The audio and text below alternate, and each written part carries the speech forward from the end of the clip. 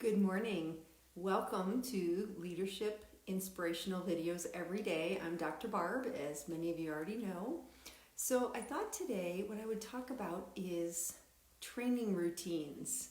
And actually I put this jacket on this morning and it looked like I was going to the gym. Well, obviously not because gyms are closed, but I thought this would be a good topic to talk about.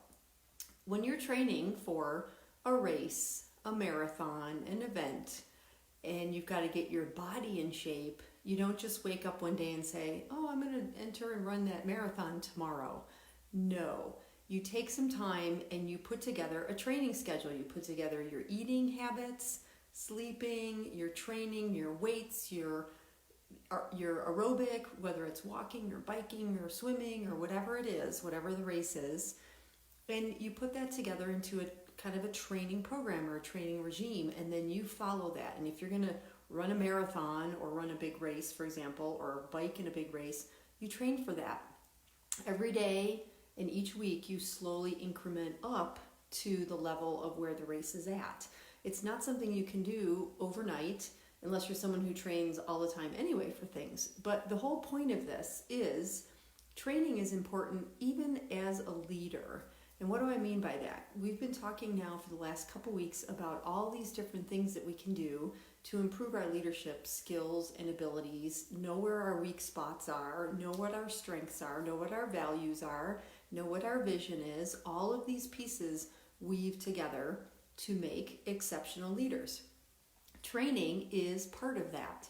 And so I want you to look at developing a leadership training plan or a leadership training regime. And what that looks like is, what is your plan? And obviously we've been home for weeks with the stay at home. What have you been doing to improve your leadership skills? Have you been reading books? Have you been taking some courses? Did you dig into the leadership coaching as I suggested a while ago? Now is a perfect time to be working on all of that. So leadership training needs to be consistent. It's not send your people to a workshop or a conference and everybody comes back and all of a sudden they're all trained, because then you get back to business and all of that is lost. So training has to be ongoing.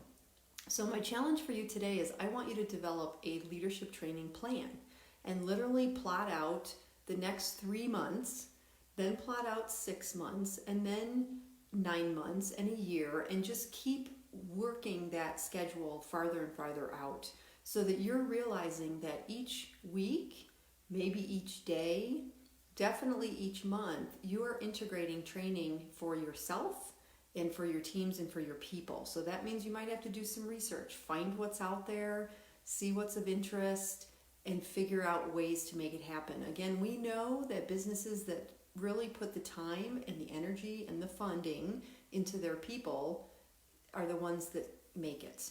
Your people are your foundation. So you've got to put training dollars in. You've got to make sure that those things don't get cut, which typically happens.